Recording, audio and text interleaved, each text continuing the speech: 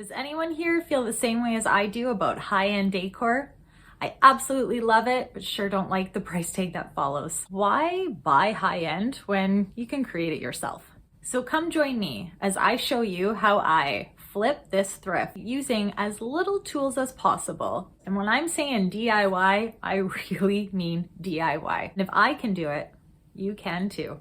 So let's check it out. So my thrift item for today that I'm going to use is a storage bench. I'm actually going to use this in my front entrance. I'm really excited about the functionality. I'm just not a fan of the aesthetics. And with some chalk paint, velcro, and cardboard, I'll show you how I achieved that.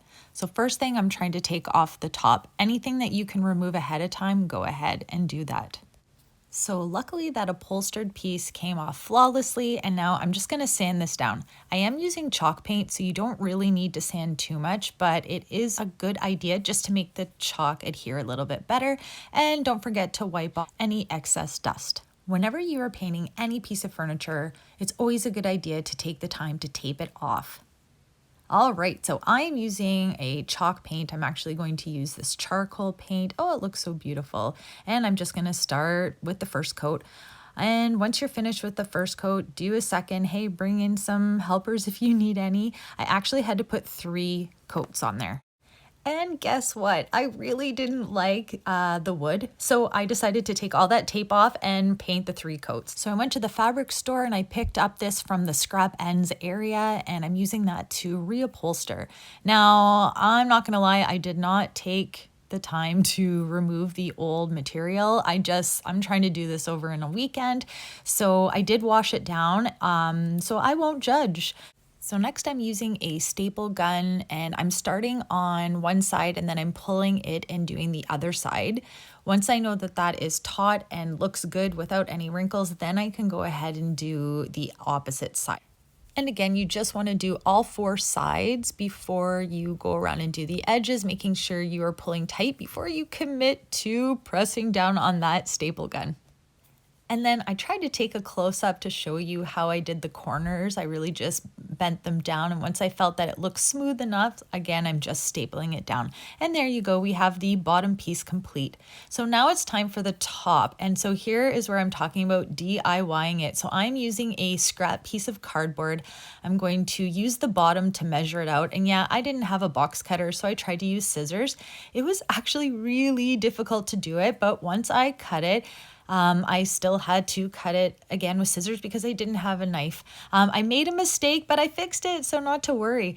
So I'm using the cardboard template just to measure out because the top has some wave to it. And so I'm just tracing it along. And now I'm going to use the cardboard as my template for an upholstered back. So guess what? I went and got a box cutter and life was easier. Where was life without it? And to make sure I didn't fail too badly at my cutting skills, I'm just checking over it and tweaking as necessary. So I'm taking about 1 inch to 2 inches off from the bottom. And really that is just so that I can still show part of the top because I really do like the lines of this furniture. Okay, so next I grabbed some batting from Michael's and I just folded it in half. I figured that is a good amount of thickness that I wanted for the backing given the material that I had purchased. So once this was cut out, I used my trusty hot glue gun and glued all of the batting down. A glue gun to me, I think, is probably like a hammer to a carpenter. I mean, I will pick a glue gun over a sewing machine wherever possible just to make things go quicker. So again, I'm doing the same thing as I did with the bottom piece where I just cut around, leaving some extra space so that I can start gluing.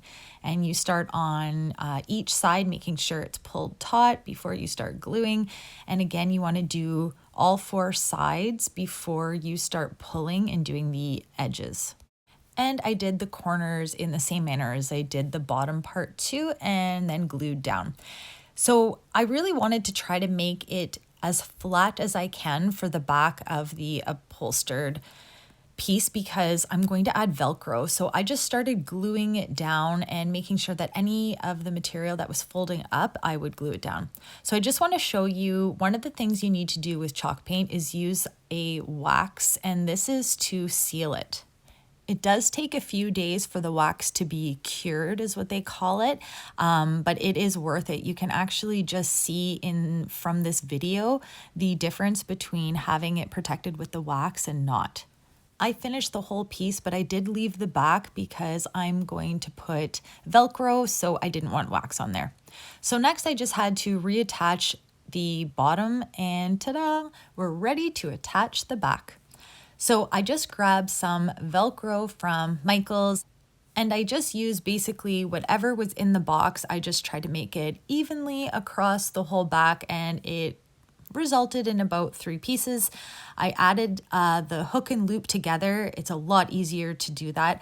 Even though it's really, really sticky, I did throw a couple dabs of glue just in case. And now I attach the back. Be really careful before you commit to make sure it is on evenly. And I just press down, and ta-da, there you have it. My DIY flip using high-end look with budget-friendly pricing. I mean, I really had to purchase minimal items from either craft stores or fabric stores to achieve this look. So like I said, if I can do it, so can you. So I hope you found this video helpful. If you'd like to see more like this, please consider liking and subscribing. It always helps to grow my channel. Until next time, I hope this has helped you to stay inspired.